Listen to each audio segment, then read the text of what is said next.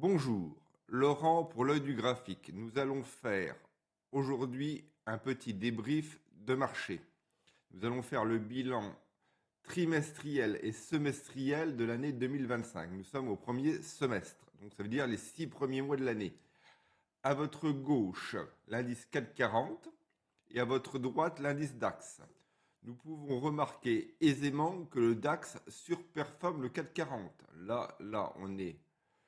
Là, on va vous mettre là, on est en la bougie du 1er janvier 2025 et la première bougie 2025. On voit bien que le DAX est en hausse. Le 440, il plafonne, il a fait une grande mèche basse. Ça, c'est pas du tout on joue pas du tout dans la même catégorie. Donc là, c'est un petit comparatif DAX 440. Donc pour le début de l'année, il valait mieux être investi sur le DAX que sur le 440. Donc là, c'est le DAX en mensuel, DAX 440 en trimestriel. On voit bien, ça fait pas grand-chose. Là, premier trimestre, deuxième trimestre. Là, on est au troisième trimestre, là, on est au mois de juillet. Donc, c'est ces deux bougies-là qui nous intéressent. On voit bien que ça fait pas grand-chose. Et si on fait le semestre, les 6 premiers mois, on voit bien que c'est une bougie d'indécision. Ça fait pas grand-chose non plus. Ça baisse pas, mais ça monte pas. Donc on va retourner en mensuel. Hop là, ici. Et nous allons passer au 4K au DAX. Belle bougie baissière, mais ça vraiment. Et c'est reparti à la hausse. Donc le marché européen, il se cherche un peu, il monte, mais c'est pas le nirvana. Nous allons passer au Dow Jones. Le Dow Jones, bah, qu'est-ce qu'il y a à dire? On range, en espèce de petite range. Le Dow Jones, lui, il tient bien. Il a pas pété les plus hauts, mais il a pas pété les plus bas. Donc, il tient correctement. Nous allons passer au S&P 500. Il monte doucement. Là, il avait fait une grande bougie rouge. Et puis là, ça monte, ça monte, ça monte, ça monte tout doucement. Nous avons le Nasdaq, pareil. Le Nasdaq, il monte, il monte, il monte, il monte. Jusqu'à quand il va le monter, personne n'en sait rien. Mais ça monte, ça ne descend pas. Donc là, nous avons fait le 440, le DAX, le Dow Jones, le S&P 500 et le Nasdaq. Donc on va vous faire ça maintenant en trimestriel. On va vous faire ça, le Dow Jones en trimestriel. Ouais, c'est stable. On voit bien que ça descend. Ça, bon, ça a descendu, mais ça a tenu. Hein, le cours tient. Le S&P 500, c'est une mèche, mais ça tient. Et le Nasdaq, pareil, ça descend, mais ça tient. Donc les indices sont positifs. Ça baisse pas. Donc tant que ça baisse pas, pour l'investisseur ou le trader que nous sommes, c'est bon signe. Nous allons passer maintenant aux actions françaises. 3-4 actions françaises que je vais vous faire. Nous avons parlé beaucoup sur la chaîne. Donc là, nous sommes en mensuel sur LVMH. Bah, ça baisse. Hein. Ça baisse. Là, la bougie du mois de juillet remonte un petit peu. On est descendu à 400, on est descendu à 430 euros de tête à vue de nez. Donc, est-ce que c'était le point bas? Bien malin, qui a la réponse?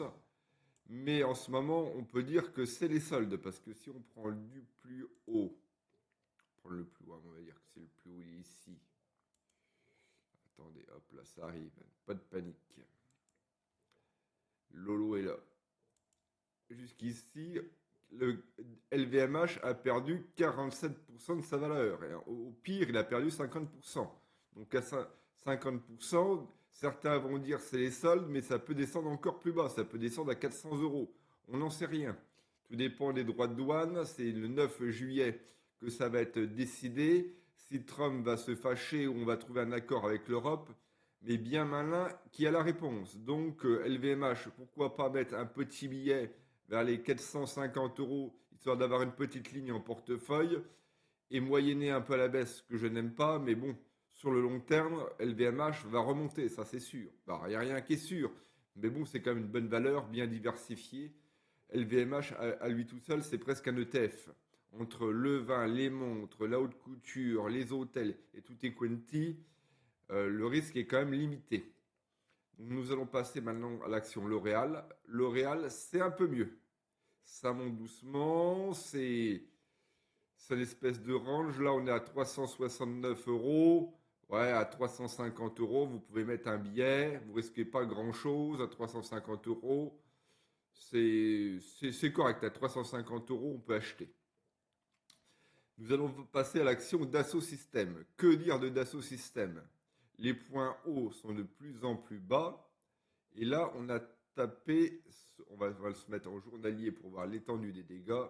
On va se virer l'échelle logarithmique. Hop là.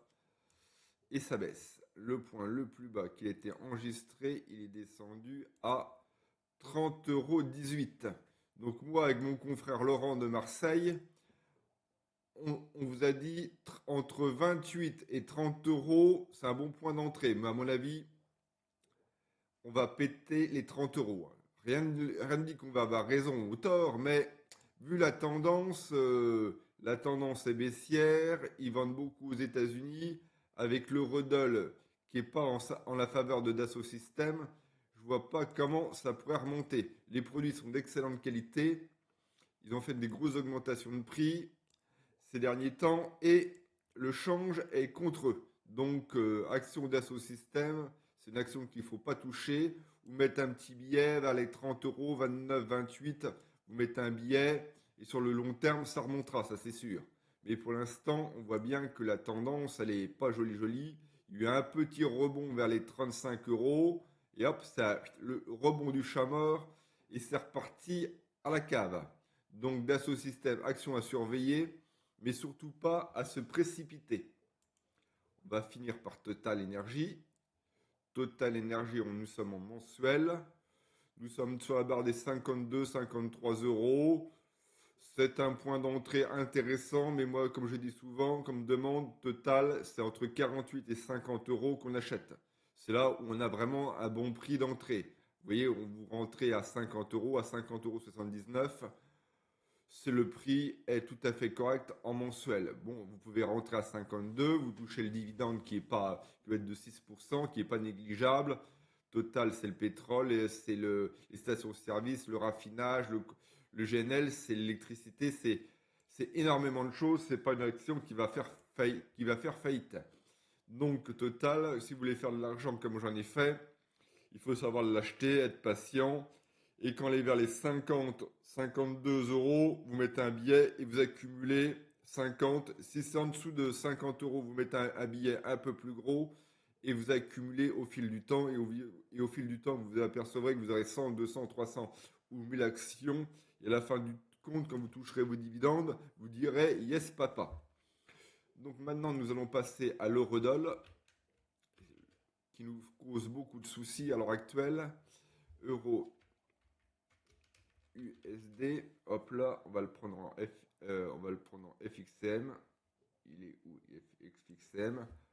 On voit très bien qu'en mensuel, depuis l'arrivée de notre ami Trump, le dollar se casse la gueule. Nous sommes à 1,17 et avec mon confrère Laurent, et j'ai discuté avec certaines personnes que je n'aimerais pas, on pense les 1,20. Les 1,20, c'est des grandes chances qu'on aille chercher les 1,20, voire les 1,22. Rien ne dit qu'on aura raison, mais on peut monter jusqu'ici.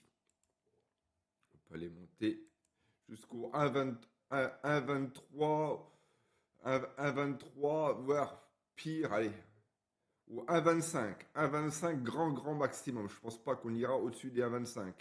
Mais les 1,20, 1,20, 1,22, il y a des fortes chances qu'on aille chercher les 1,20. C'est presque certain, quoi qu'il n'y a rien de certain, mais moi je m'attends à 1,20. Avec Laurent de Marseille, on s'attend entre 1,20 et 1,22. Objectif. Donc, on voit bien que le DXY, on va vous passer le DXY qui est l'indice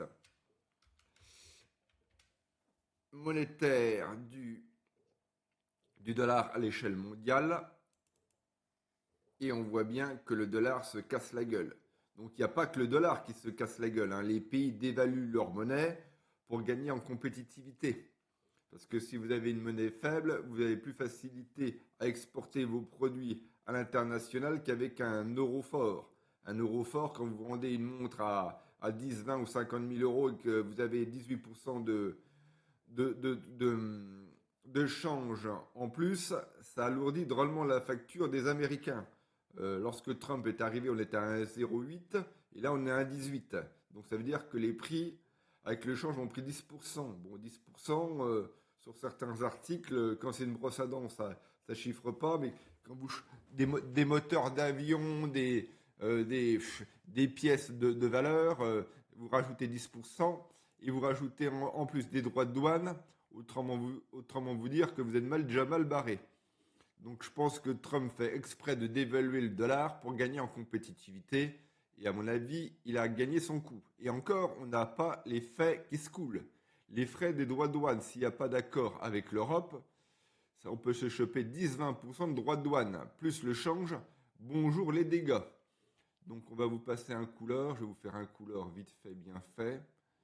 Je ne suis pas spécialiste sur l'or, mais on voit bien que l'or est une monnaie refuge. On est à 3 333 $ l'once et que ça ne baisse pas. Il y en a, Laurent disait qu'on peut monter à 4 000 $ l'once. Bon, ça, je ne suis pas spécialiste. J'ai aucune idée, je ne m'avancerai pas sur ce sujet-là. Mais une chose est sûre, c'est que depuis le début de l'année, depuis 2025, ça a pris quand même, on va vous faire le coup, allez, hop là, on va vous faire le 1er janvier. Allez, ici, on va prendre cette bougie-là. Bougez pas, ça arrive. La magie du direct. Du 30, du 31 décembre, on est monté au plus haut, on a pris quand même 34%. Et à l'heure actuelle, nous avons pris 28%. Donc 28%, celui qui était investi sur l'or, c'est mieux que le S&P 500 et le CAC 40. Hein. Quand vous prenez 28% sur un actif, c'est pas négligeable. On va vous faire un coup. La crypto, le Bitcoin. On voit aussi que le Bitcoin, depuis l'arrivée de Trump, ouais, il a tapé au maximum les 111 000 $. Il a descendu un peu, mais il a remonté. Et j'ai discuté avec quelqu'un qui, d'ici la fin de l'année, le voit à 130 000 $. Donc ça, est-ce qu'il a raison ou est-ce qu'il a tort? Je n'en dirai pas son nom, parce que c'est un YouTuber qui est célèbre. Mais il a peut-être raison. En tout cas, le dollar et l'or sont des valeurs refuges. Certains me diront que je suis peut-être fou, mais moi, c'est ce que j'entends à droite et à gauche. Je ne suis nullement spécialiste sur le sujet. Qu'est-ce qu'on peut vous faire encore? On va vous faire les Magnific Seven. On va vous faire Alphabet en mensuel. Hop là, logarithmique, parce qu'on n'est pas des clowns.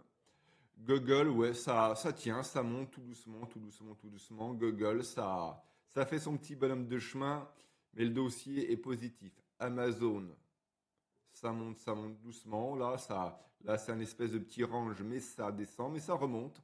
On peut regarder que depuis 2007, Amazon monte sans arrêt, sans arrêt, sans arrêt. Une petite correction ici, mais ça remonte aussi. Apple. Par contre, Apple, ils ont un peu un petit souci, c'est qu'ils sont en retard sur l'intelligence artificielle avec leurs iPhones et tout. Ils devaient mettre l'IA et ça patine. Je sais pas ce qu'ils foutent à la direction, mais Apple, on est quand même à 213 $. Moi, quand je l'avais tradé, il y a quelques années, on était à 130. Donc j'aurais gagné plus de sous que d'avoir vendu. Bref. Comme quoi, faire la méthode de Warren Buffett, garder les bons dossiers indéfiniment, on gagne plus d'argent qu'à faire du trading.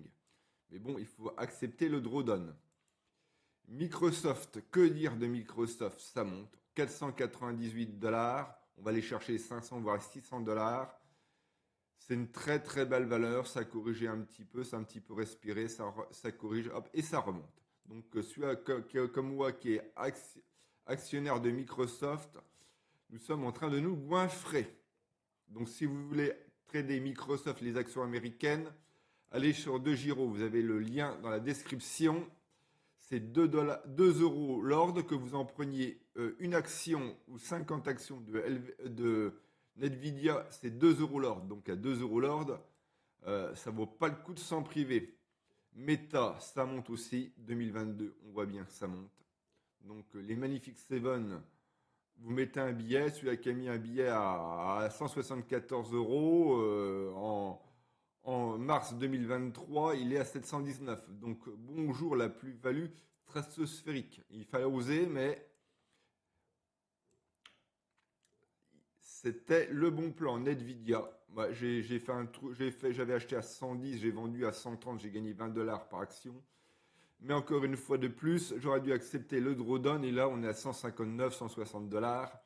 Donc c'est une action qui monte. Avec l'affaire DeepSeek, ça avait chahuté un petit peu. Mais on peut dire que les Magnifiques Seven, on le vend dans le dos. Tesla, bon Tesla, c'est Elon Musk avec ses frasques avec Donald Trump et sa politique un peu rock'n'roll. Il fait pas l'unanimité, donc là on est à 315 dollars l'action. C'est une action que je ne traderai pas parce que j'aime pas le personnage. Il y a peut-être de l'argent à faire, mais c'est une action que je ne sens pas. Donc c'est pas une action qui est pour moi. Donc quand je ne sens pas le titre, je n'y touche pas. On voit bien qu'on est monté quand même à 488 dollars et qu'on est à 315 dollars. Bonjour la descente, du plus haut jusqu'au plus bas. Celui qui n'a pas vendu, il s'est pris 35% dans la tête. Mais bon, il y a toujours des petits malins qui vont dire ah, j'ai acheté au plus bas et que j'ai vendu au plus haut. Bon, qui nous montrent leur journal de trading et leur relevé bancaire, qu'on vérifie si c'est bien vrai. Mais c'est possible, hein. Moi ça m'est arrivé d'acheter au plus bas et de vendre au plus haut, hein. Ça m'est arrivé une ou deux fois, le coup de chance du débutant ou de... Ça peut arriver, ça peut arriver. Il faut pas dire c'est un menteur ou quoi que ce soit. Tout est possible, mais c'est vraiment de la chance.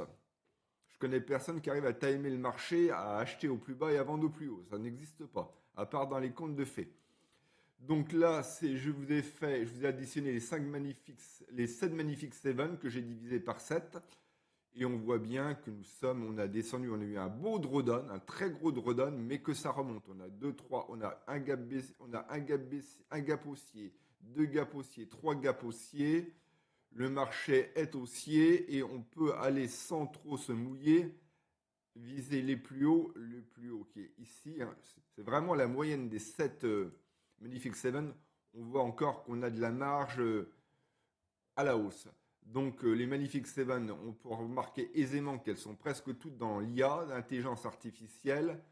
Donc l'IA, ça va être un bouleversement autant dans la médecine que dans la robotique, que dans énormément de choses. Les cols blancs, les analystes techniques, les analystes financiers, les banquiers, les comptables, les experts comptables, les notaires, tout va être complètement bouleversé par l'IA. Ça va être un raz-de-marée. Disclaimer, avertissement légal. Les informations présentées dans cette vidéo sont fournies à titre informatif et éducatif uniquement. Elles ne constituent en aucun cas une recommandation d'achat, de vente ou de conservation d'instruments financiers.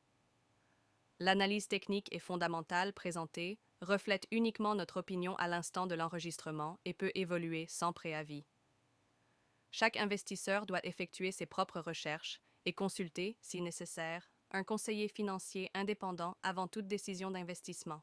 Les marchés financiers présentent des risques de perte en capital. Les performances passées ne préjugent pas des performances futures. L'œil du graphique et ses intervenants déclinent toute responsabilité en cas de perte financière liées à l'utilisation des informations diffusées dans cette émission.